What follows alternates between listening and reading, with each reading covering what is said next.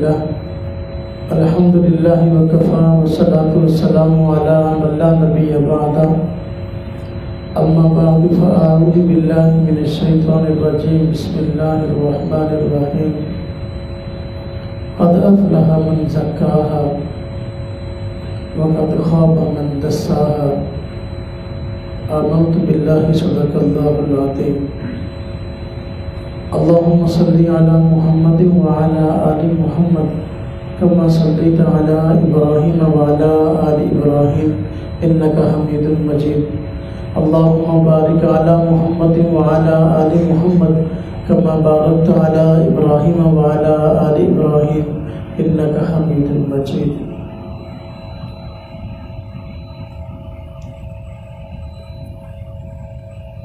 ہر ایک کے لیے اپنے آپ کی فکر کرنا بہت ضروری ہے.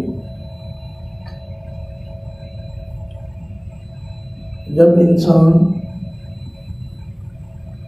اپنی فکر کرنے لگتا ہے تو کامیابیاں اور ترقیاں شروع ہو جاتی ہیں. آج جس معاشرے میں ہم سب زندگی گزار رہے ہیں اپنی فکر سے زیادہ دوسروں کی فکر کی جاتی ہے اور اپنے عیوب سے زیادہ دوسروں کے عیبوں کی فکر ہوتی ہے. حالانکہ پہلے اپنی فکر ہے اور اس کے بعد جا کے کسی دوسرے کی فکر ہے. تو اپنی فکر کرنا دوسروں کی بجائے یہ سب سے اہم بات ہے اور پہلی سیڑھی ہے. اپنی فکر کرنے کا نام اصلاح ہے. اپنے آپ کو سنوارنے کا نام اصلاح ہے. جس طرح کہ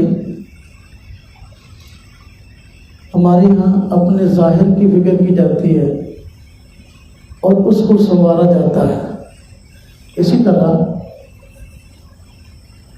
باطن کی فکر کی بھی ضرورت ہے اور اس کو بھی سنوارنے کی ضرورت ہے. ہمارے یہاں عام طور پر اپنے ظاہر کو سنوارنے کی فکر ہوتی ہے. انسان کہیں بھی دوسروں کے سامنے جانا چاہتا ہے تو اس سے پہلے خوب اپنے آپ کو سنوارتا ہے، کپڑے اچھے پہنتا ہے، جوتا اچھا پہنتا ہے اور اینک کی ضرورت ہو تو خوبصورت لگاتا ہے، واسکٹ کی ضرورت ہو تو خوبصورت پہنتا ہے، پگڑی پہننے کی عادت ہے تو اچھی پہنتا ہے، ٹوپی پہننے کی عادت ہے تو اچھی پہنتا ہے. یہ اپنے ظاہر کو سنوارنا. اب ایسا ظاہر کو سنوارنے کے لیے تکلفات سے کام پہ لیا جاتا ہے کہ بندہ نہاتا بھی ہے، نہانے کے بعد پاؤڈر شوڈر کو کریم بھی اپنے آپ کو لگاتا ہے، اپنے ظاہر کو چمکاتا ہے. جس طرح اپنے ظاہر کو سنوارنے کی ضرورت ہے کہ دوسروں کو اچھا لگے، اسی طرح اپنے باطن کو سنوارنے کی بھی ضرورت ہے تاکہ دوسروں کو بھی اچھا لگے اور اللہ تبارک تعالیٰ کے ساتھ اس کو بھی اچھا لگے. انسان کا ظاہر کس طرح عیبدار ہوتا ہے؟ انسان کا ظاہر عیبدار ہوتا ہے جب انسان کے اوپر کوئی نہ کوئی گندگی گر جائے، کوئی نہ کوئی گندگی لگ جائے. کپڑوں کو مٹی لگ گئی، بچے نے پیشاب کر دیا، بچے نے پخانہ کر دیا، کہیں سے خون نکل آیا، کپڑوں کو لگ گیا.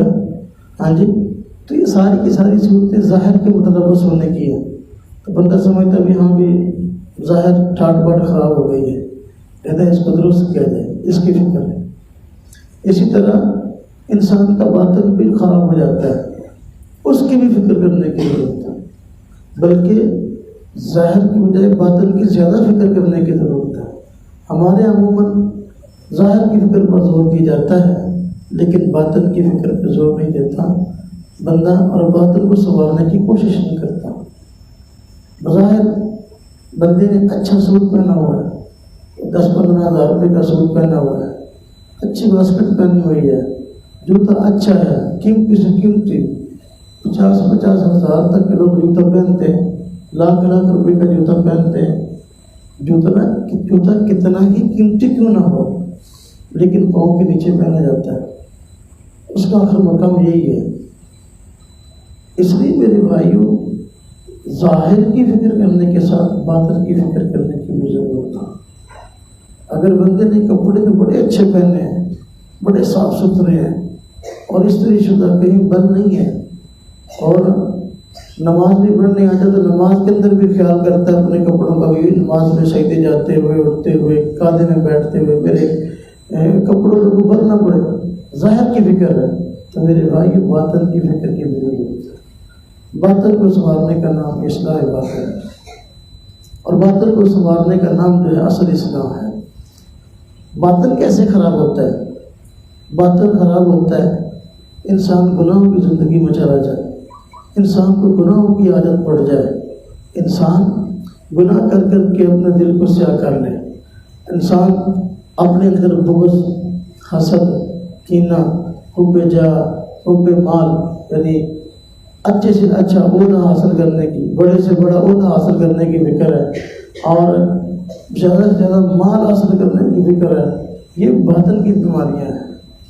تو میرے بھائیوں، باطن کی اصلاح کی بھی بہت ضرورت ہے، اور ظاہر سے کہیں زیادہ اس کی فکر کرنے کی ضرورت ہے۔ انسان اپنے باطن کو بسا اوقات گناہ کر کر کے خراب کر بیٹھتا ہے، اور پھر بھی اس کو فکر نہیں ہوتی کہ میں اپنے آپ کو سنبھالوں۔ حدیث پاک میں آتا ہے، حضور نبی پاک صلی اللہ علیہ وسلم نے شاہ فرمایا، جب بندہ گناہ کرتا ہے تو گناہ کی وجہ سے اس کے دل پر ایک سیاہ نقطہ لگ جاتا ہے، اور وہ دوسرا گناہ کرتا ہے تو دل پر دوسرا سیاہ نقطہ لگ جاتا ہے، تیسرا گناہ کرتا ہے، تیسرا سیاہ نقطہ لگ جاتا ہے، اس طرح گناہ کرتا رہتا ہے تو دل پر سیاہ نقطے لگتے رہتے ہیں۔ اگر اپنے آپ کی فکر نہ کرے اور توبہ کی طرف نہ جائے، اپنے آپ کو نہ سنبھالے، تو ایک وقت آتا ہے کہ دل سیاہ ہو جاتا ہے، اور پھر بھی فکر نہ کرے تو گناہ کر کر کے، اللہ کی نافرمانی کر کر کے آخر کار یہ ہوتا ہے کہ گناہ کو دل کو زنگ لگ جاتا ہے، اور جب دل کو زنگ لگ جاتا ہے اس کے بعد اگر بندے کی واپسی نہ ہو، پھر بھی توبہ نہ کرے، تو پھر دل کی مہر لگ جاتی ہے۔ دل پہ مہر لگنا یہ اس بات کی علامت ہوتا ہے کہ اب ہدایت اس کے دل میں آ نہیں سکتی، اور گمراہی اس کے دل سے نکل نہیں سکتی۔ تو میرے بھائی، باطن کی فکر کرنے کی بڑی ضرورت ہے، اور باطن کو سنوارنے کی بڑی ضرورت ہے۔ باطن کو سنوارنے کا نام اصلاح ہے۔ اصلاحی مجلس کا مقصد یہ ہے کہ ہم اپنی باطن کی فکر کرنے والے بن جائیں، اور اپنے آپ کو ظاہری اعتبار سے بھی صاف رکھیں، اپنے باطن کو بھی صاف رکھیں۔ اپنے باطن کو سنوارنے کے، اپنی اصلاح کے کل 4 طریقے ہیں۔ 4 طریقے سے بندہ اپنی اصلاح کر سکتا ہے اور اپنے آپ کو سنوار سکتا ہے۔ نمبر 1، پہلا طریقہ اصلاح کا، کہ بندہ خود اپنی غلطیوں پر، خود اپنے گناہوں پر، خود اپنے عیبوں پر نظر رکھے، اور جس چیز کو وہ غلط سمجھتا ہے کم از کم اس کو چھوڑ دے، اور جس چیز کو اچھا سمجھتا ہے اور واقعتاً بھی اچھی ہے اس کو اپنانے کی کوشش کرے۔ اصلاح کا پہلا طریقہ ہے یہ کہ بندہ خود اپنے آپ کو مسلم بن جائے، خود اپنے نفس کی اصلاح کرنے والا بن جائے۔ بہت سارے کام ایسے ہیں جس کو ہم خود برا سمجھتے ہیں، لیکن پھر بھی اس برائی سے باز نہیں آتے، اس برائی سے رکنے کو تیار نہیں ہے، حالانکہ ہم خود اس کو برا سمجھتے ہیں۔ تو پہلا طریقہ اصلاح کا یہ ہے کہ بندہ جس کام کو خود برا سمجھتا ہے تو اس کام کو آہستہ آہستہ چھوڑ، جتنی برائیاں اپنے اندر موجود ہیں اس کو ختم کرنے کی کوشش کریں۔ اب دیکھو، ہم سب کو یہ پتہ ہے کہ بھئی نماز اللہ کا حکم ہے، نماز کو چھوڑنا بہت بڑا گناہ کبیرہ ہے۔ حضور نبی پاک صلی اللہ علیہ وسلم نے اسلام اور کفر کے درمیان فرق کرنے والی چیز نماز بتائی ہے۔ اب یہ چیز بندے کو پتہ ہے، لیکن اس کے باوجود بندے کو پتہ ہے پھر بھی نماز نہیں پڑھتا، تو بھائی کتنی چیزیں ایسی جس کو بندہ برا سمجھتا ہے. شراب پینا بری بات ہے، بندہ سمجھتا ہے یہ برا کام ہے، تو بھائی اس کو چھوڑنے کی کوشش کرے. جب انسان کا زاویہ نگاہ ٹھیک ہوتا ہے، جب بندے کا دل و دماغ صحیح کام کر رہا ہوتا ہے، تو اس کو اچھی چیز اچھی معلوم ہوتی ہے اور بری چیز بری معلوم ہوتی ہے. جب دل و دماغ صحیح کام کر رہا ہو، قرآن کریم نے ایسے دل و دماغ کو قلب سلیم فرمایا. ایسا دل جو کہ اپنی فکر کرنے والا ہے، اپنے آپ کو سنوارنے والا ہے، سنورا ہوا دل ہے. ہاں جی، گناہوں کی دنیا سے دوری اختیار کر رہا ہے، یہ قلب سلیم ہے. اس کو اللہ پاک نے فرمایا وجاء بقلب سلیم، قلب سلیم لے کے آیا. تو میرے بھائیوں، پہلا اصلاح کا طریقہ یہ کہ اپنی اصلاح خود کرنے کی کوشش کرے. جس کام کو بندہ غلط سمجھتا ہے اس کام کو انسان چھوڑ دے. اور اگر بندہ گناہوں کے اتنے بڑے درجے کو پہنچ گیا، اتنا آگے نکل گیا کہ اب اس کو گناہ ہی نہیں معلوم ہوتا، اور بلکہ وہ گناہوں کو نیکیاں خیال کرتا ہے، یا گناہ کو اچھا خیال کرتا ہے، یا اپنے گناہ کو اچھا سمجھتے ہوئے اس پر دلیلیں دینے لگتا ہے، پھر اپنی اصلاح خود نہیں کر سکتا. اس کا بھی ایک درجہ ہے. ایک وقت تک بندہ اپنی اصلاح خود کر سکتا ہے.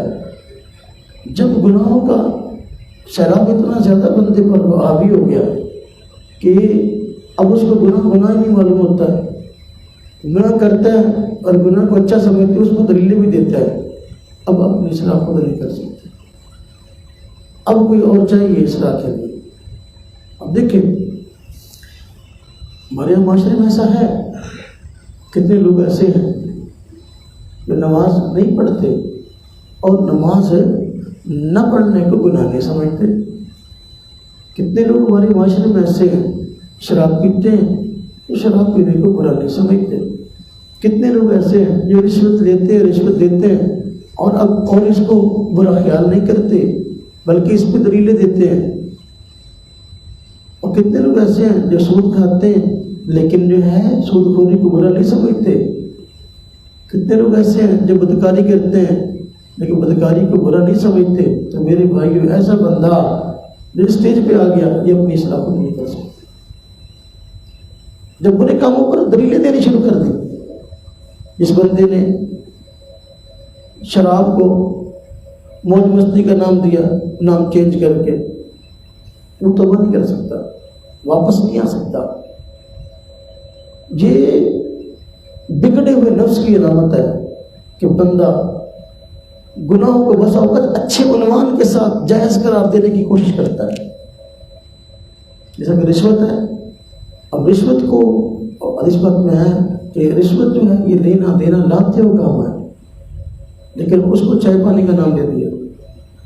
رشوت لیتے ہوئے بھی کوئی نہیں معاملہ شرم والا، دیتے ہوئے کوئی شرم والا معاملہ نہیں ہے، بلکہ نام چینج کر دیا.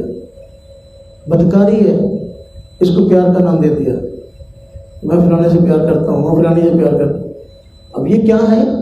برائی اتنی آگے بڑھ گئی کہ اس برائی کو نہ صرف بندہ اچھا سمجھتا ہے بلکہ اس کا نام تبدیل کر کے اس کو جائز قرار دینے کی کوشش بھی کر رہا ہے. سود خوری حرام ہے. اللہ پاک نے قرآن کریم فرمایا، اللہ کے رسول سے اعلان جنگ ہے، لیکن اس کے باوجود بندہ سود خوری کو برا نہیں سمجھتا بلکہ سود خوری کو برابر سمجھنے لگ گیا. ہاں جی، جاتا ہے کہتا ہے پیسے جمع کرتا ہے بینک میں، کہتا ہے بھی ہاں بھی مجھے کتنا پرافٹ ملے گا. اب دیکھو، یہ نفس کبھی اپنے آپ کو سدھار نہیں سکتا. ایسا بندہ اپنے آپ کو سدھار نہیں سکتا جو کہ گناہوں کو اچھے عنوان دے کر ان کو جائز سمجھنے کی کوشش کر رہا ہے. اب اس کو کسی اور کی ضرورت ہے. دوسرا اصلاح کا طریقہ، جب بندہ خود اپنی اصلاح نہ کر سکے اور اتنا آگے بڑھ جائے گناہوں کی زندگی میں، تو پھر دوسرا طریقہ اپنایا جا سکتا ہے. دوسرا طریقہ اصلاح کا یہ ہے کہ بندہ ایسے دوست کا انتخاب کر لے جو عام طور پر گناہ نہیں کرتا، جو گناہوں کی مجلسوں سے دور ہے، جو گناہوں کی زندگی سے عموماً دور ہے. انبیاء کے علاوہ گناہ ہر ایک سے ہو جاتا ہے، نبی کے علاوہ ایسے بندے کو ڈھونڈنا مشکل ہے، لیکن باہر کا نایاب بھی نہیں ہے۔ عام بندے سے گناہ ہوتا ہے، لیکن جو اچھا بندہ ہوتا ہے گناہ کی بات توبہ کر لیتا ہے، عام طور پر گناہوں سے بچنے کی کوشش کرتا ہے۔ اگر بندہ اپنی اصلاح خود نہیں کر سکتا تو پھر اچھے دوست کا انتخاب کر لے، اچھا دوست اس کے لیے مصلح ثابت ہوگا۔ جب وہ برا کام کرے گا، دوست کے ساتھ رہنا اٹھنا بیٹھنا ہوگا، وہ اس کو کہے گا بھائی یہ کام برا ہے اس کو چھوڑ دو، یہ کام برا ہے اس کو چھوڑ دو، یہ کام برا ہے اس کو چھوڑ دو۔ اچھے دوست کی صحبت اختیار کرو گے تو وہ اچھے کاموں کی طرف رغبت دلائے گا، اچھے کاموں کو کرنے کا کہے گا۔ اس لیے حضور نبی پاک صلی اللہ علیہ وسلم کا فرمان ہے کہ بھائیو، آپ کا فرمان ہے کہ بھئی جس کو دوست بنانا ہو تو دوست بنانے سے پہلے اچھے طریقے سے جانچ پرکھ کر لو۔ اور میں بندہ دوست کے مذہب پر ہوتا ہے، انسان اپنے دوست کی فکر سوچ پہ ہوتا ہے، اس کے طرز میں چلتا ہے۔ فرمایا خوب سوچ سمجھ کے بناؤ کس کو دوست بنا رہے ہیں، آپ صلی اللہ علیہ وسلم کا فرمان ہے۔ تو اپنی اصلاح کا دوسرا طریقہ یہ ہے، اگر بندہ خود اپنے آپ کو نہیں سنبھال سکتا تو پھر اچھے دوست کا انتخاب کر لے، یعنی کسی ایسے بندے کو دوست بنا لے، ایسے بندے سے دوستی لگا لے جو بندہ خود اچھا ہے، عام طور پر گناہوں سے اور گناہوں کی مجلس سے بچتا ہے۔ اور یہ اللہ نے اس لیے فرمایا کہ اچھے بندے کی صحبت بندے کو اچھا بناتی ہے۔ صحبت صالح ترا صالح کنا، صحبت طالع ترا طالع کنا۔ اچھے بندے کی صحبت بندے کو اچھا بناتی ہے اور برے بندے کی صحبت بندے کو برا بناتی ہے۔ تو میرے بھائی دوست کا انتخاب ہم نے کرنا ہے۔ ہمارے یہاں ایک دوستی کا معیار ہے جو ہم نے خود بنایا ہوا ہے۔ ہمارے یہاں دوستی کا معیار کیا ہے؟ دوست اس بندے کو بناؤ جو اچھے عہدے کا مالک ہے، اچھے منصب کا مالک ہے، اچھی شہرت کا مالک ہے، اور اس کے پاس زیادہ پیسہ ہے، مفادات کے لیے اس کے ساتھ جڑ جاؤ۔ اب اس کو اس لیے دوست بنایا کہ اگر اس کی کوئی شہرت ہے اس کے ساتھ مل کر شہرت حاصل کریں گے، اس کے پاس مال ہے تو اس کا مال جو ہے وہ کھائے گا تو ہم بھی ساتھ کھائیں گے۔ یہ دوستی مال کی غرض کے لیے ہے۔ میرے بھائیو، اگر دوستی دنیاوی اس ایسی اغراض کے لیے ہے کبھی اس دوستی کا فائدہ نہیں ہوگا، بلکہ دوستی ایسے بندے کو وبال بن جاتی ہے۔ اگر دوست برا ہے آخر کار بندہ بھی برا ہو جائے گا۔ اگر دوست شراب پیتا ہے وہ آخر کار ہمیں بھی شرابی بنا دے گا۔ اگر دوست جوا کھیلتا ہے ہم اس کے ساتھ بیٹھتے ہیں، آخر کار ہمیں جواری بنا دے گا۔ اگر دوست سود کھاتا ہے ہمیں بھی سود خوری کا عادی بنا دے گا۔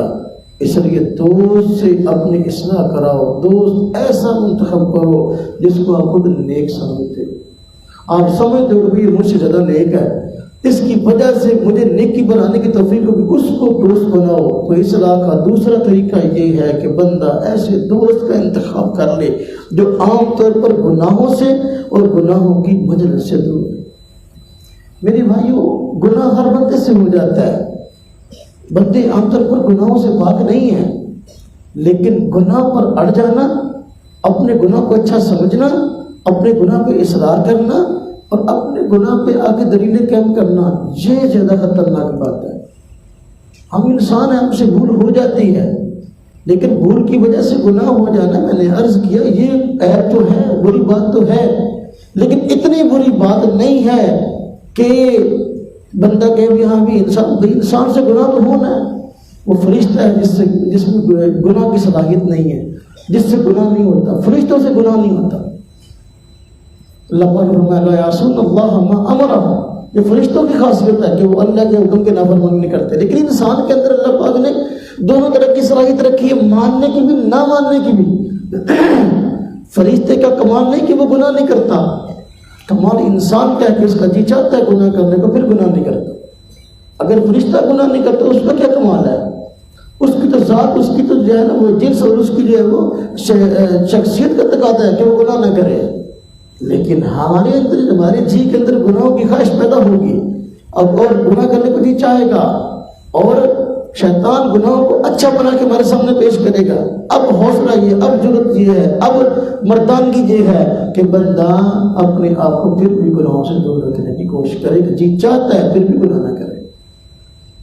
تو یہ اچھے دوست کا انتخاب کر لے. یہ اصلاح کا دوسرا طریقہ ہے کہ دوست بتاتا رہے اس کو کہ بھئی یہ کام اچھا ہے اس کو کر لو، یہ اچھا نہیں ہے اس کو نہ کرو. اچھے دوست کا انتخاب. نمبر 3، اپنی اصلاح کا تیسرا طریقہ یہ ہے کہ بندہ کسی عقل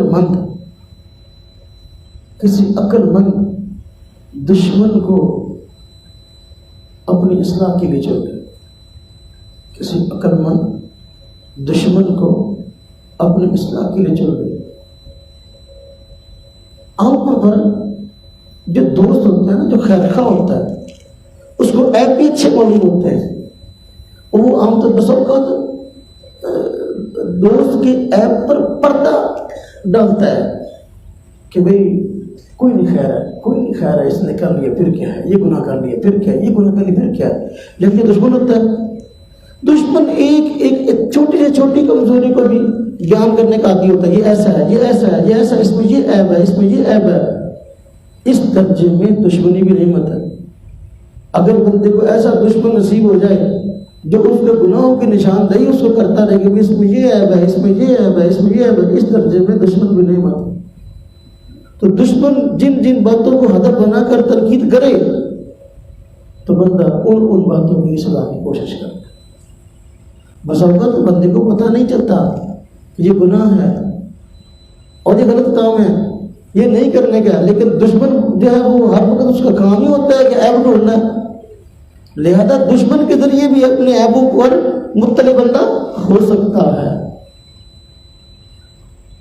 جب ہاضمہ بہت خراب ہو جائے، بس اچھی چیز بھی اس کو بخار ہو گیا تو بندے کو میٹھی چیزیں بھی کڑوی معلوم ہوتی ہے. تو گناہ کر کے جب مزاج میں جو ہے بگاڑ آ جائے تو اس کے بعد کیا ہوتا ہے کہ بندے کو اچھی چیزیں جو ہے نا، اچھے اعمال جو ہیں وہ ان کی حیثیت ختم ہو جاتی ہے اور وہ ان کو برا نہیں سمجھتا ہے. تو میرے بھائی اس درجے میں دشمن کو بندہ اپنے مصلح خیال کر لے. اصلاح کا تیسرا طریقہ ہے کہ دشمن جن باتوں پر تنقید کرے، جو عیب نکالے، بندہ اس میں غور کر کے اپنی اصلاح کی کوشش کرے. اس لیے کیا کرتے ہیں کہ عقل مند دشمن بہتر ہے بے وقوف دوست سے. عقل مند دشمن بہتر ہے بے وقوف دوست سے. بس اوقات بے وقوف دوست بندے کے ساتھ ایسی عجیب خیر خواہی کرتا ہے بجائے فائدے کے اس کا بیڑا غرق کر دیتا ہے. کہتے ہیں دو دوست جا رہے تھے، دوست بے وقوف تھے، ساتھ تھا. اچانک دشمن آ گیا اور دشمن نے کہا کہ اچھا آج تو مجھے بڑے دنوں کے بعد ملا ہے، آج ہے تجھے چھوڑوں گا نہیں. اس نے پکڑا، اس کو مارنا شروع کر دیا. یہ جو بیوقوف ساتھ دوست تھا نا، بیوقوف دوست، اس نے کیا کیا، اس کے دونوں بازو پکڑ لیے اپنے دوست کے. وہ اچھی طرح پٹائی کرتا رہا. جب وہ اچھی طرح پٹائی کر کے چلا گیا تو اب جب اس نے دونوں ہاتھ چھوڑ دیے. اس کو غصہ ہے، کہنے لگا تم اچھا دوست ہے یار.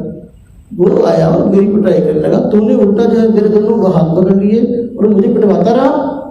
اس نے کہا تو نے یہ بات نہیں سنی، یہ محاورہ نہیں سنا کہ دوست مشکل وقت میں دوست کا ہاتھ پکڑ لیتا ہے.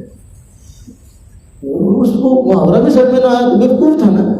تو اپنی بے وقوفی کی وجہ سے وہ سمجھ رہا تھا کہ میں اپنے دوست کا فائدہ کر رہا ہوں، لیکن کیا کر رہا تھا، نقصان.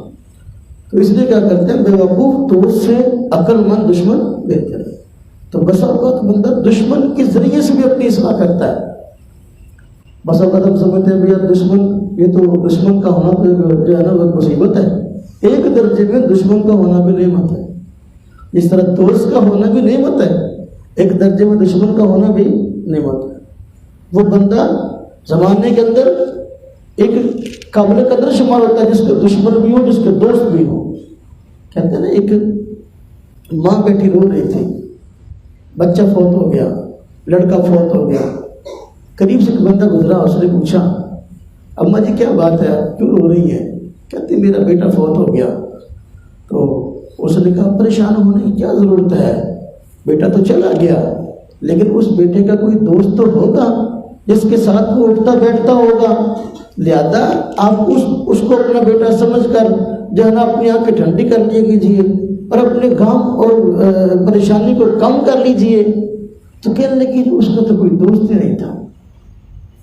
تو اس نے کہا اچھا اماں اگر اس کا کوئی دوست نہیں تھا اس کا کوئی دشمن ہی ہوگا, تو چلو اس کے دشمن کو یاد کر کے ہی اب اپنے غم کو ٹھنڈا کر لیجئے کیجئے.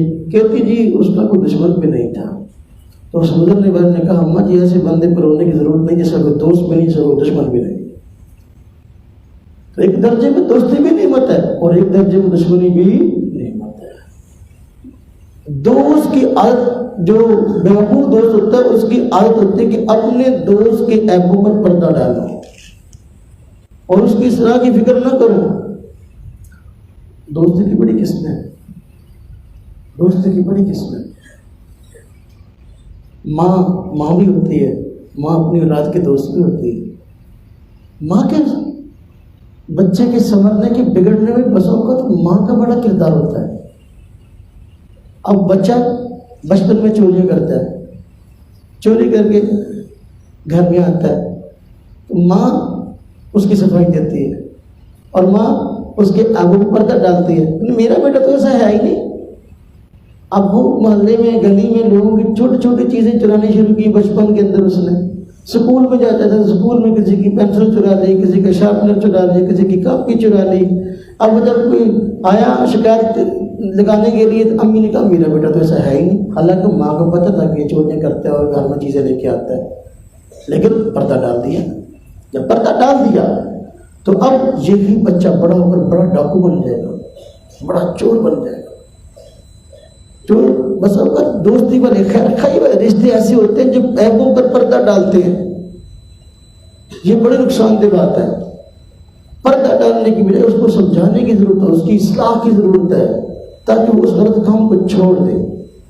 تو میرے بھائیو, ایک درجہ میں عرض کر رہا تھا دشمنی بھی نعمت ہے. اصلاح کا تیسرا طریقہ یہ ہے کہ زمانے میں اگر بندے کا کوئی دشمن ہے, دشمن کو اپنا مصلح خیال کرتے ہوئے ان کی تنقیدات پر غور کرے کہ میرے کن کن کاموں پر وہ تنقید کرتا ہے, کون کون سے عیب میرے بیان کرتا ہے. ان عیبوں کو آہستہ آہستہ ختم کرنے کی کوشش کرے, ان برائیوں کو آہستہ سے ختم کرنے کی کوشش کرے. اس درجے میں دشمنی بھی نعمت سمجھ جائے گی, بندے کی اصلاح ہو جائے گی. چوتھا طریقہ اصلاح کا, چوتھا طریقہ اصلاح کا یہ ہے اگر بندہ اپنی اصلاح خود بھی نہ کر سکا پہلے درجے میں, پھر دوست بھی ایسا منتخب نہ ہوا, انتخاب نہ ہوا دوست کا بھی, ایسا دشمن بھی بندے کی نظر میں نہیں ہے, تو پھر چوتھا طریقہ اصلاح کا اپنایا جا سکتا ہے کہ کسی اپنے گرد و نواح میں, اپنے علاقے میں کسی نیک صالح بندے کو دیکھ کر اس کے ہاتھ پہ بیعت کر کے اس سے گناہوں کو چھوڑنے کا عہد کر لے اور اس سے رہنمائی لے کر بندہ اپنے آپ کو سنوارنے کی کوشش کرے, جسے ہم اسلام یہ بیعت اور پیری مرید سے کہتے ہیں. یہ چوتھا طریقہ ہے. بس اگر بندہ پریشان تھا, یہ تک دیر مجھے تو کوئی پیری نہیں مل رہا, مجھے تو کوئی مسئلہ نہیں مل رہا, مجھے کوئی مرشد نہیں مل رہا, مجھے جو ہے کوئی بڑا نہیں مل رہا, تو میرے بھائی یہ تین درجے تو موجود ہیں نا. عموماً یہ تین کام تو ہر بندے کے ساتھ ہوتے ہیں, یہ تین معاملات پیش آتے ہیں. لہذا اگر نہیں تو بندہ دستیاب ہے تو بندہ ایسے نیک بندے کے ہاتھ میں بیعت کر کے اپنے گناہوں کو چھوڑنے کا عہد کر لے, پھر آہستہ آہستہ اپنے غلطیوں کو اس کو بتاتا رہے اور وہ اصلاح کرتا رہے. ایک وقت آئے گا کہ بندے کی عادات جو بری ہیں وہ اچھی و تبدیل ہو جائیں گی. اس کو قرآن کریم تزکیہ نفس کہا گیا ہے. اللہ پاک نے فرمایا قد افلح من زکاہا, بے شک یقیناً وہ بندہ کامیاب ہو گیا جس نے اپنے آپ کو, اپنے باطن کو سنوار لیا. آج ہمارے یہاں اس چیز کو یا تو ویسے ہی فضول سمجھ لیا گیا کہ پیری مریدی کوئی چیز نہیں ہے, وہ بھی ایک خاص طبقے کے عمل کی وجہ سے. یہ خاص طبقے نے اس شعبے کو, اس شغل کو, اس مصروفیت کو انہوں نے کھانے کمانے کا ذریعہ سمجھ لیا کہ بھئی پیری مریدی ہے کھانے کھانے کے لیے, کہ مرید لوگوں کو اس لیے بناؤ کہ بھائی ان سے ہم نے اچھے اچھے مطالبے کرنے ہیں, یہ لاؤ یہ لاؤ یہ لاؤ. یعنی آؤ, آتے ہوئے کیا لے کے آؤ گے اور جاتے ہوئے کیا دے کے جاؤ گے. اگر میری مریدی کی بنیاد، اصلاح کی بنیاد، ہاں جی بیعت کی بنیاد اس چیز پر ہے تو کبھی نفع نہیں ہوگا، بلکہ بندہ اور گناہوں پر جری ہو جائے گا۔ اور جہاں یہ صورتحال ہے وہاں پر صورتحال یہ ہے کہ وہاں پر بسا اوقات پیر بندے کو گناہوں پر اور زیادہ جو ہے وہ بندے کو پکا کر دیتے ہیں۔ وہ غلط کام پر یہ اس غلط کام میں مبتلا ہے، لیکن اس کے باوجود جو ہے وہ اس گناہ سے اس کو روک نہیں رہا۔ کیوں؟ اس کو پتہ ہے مجھے پیسے مل رہے ہیں، آتا ہے تو آتا ہے وہ میرے پاس میرے لیے پیسے لے کے آتا ہے، یہ آتا ہے میرے لیے ہدیہ لے کے آتا ہے، یہ آتا ہے میرے تحفہ لے کے آتا ہے۔ اس کو میں گناہ سے جو ہے رکنے کا کہوں گا تو غصہ نہ کر جائے، آئے نہ چھوڑ دے تو پیسے جاتے لگیں گے۔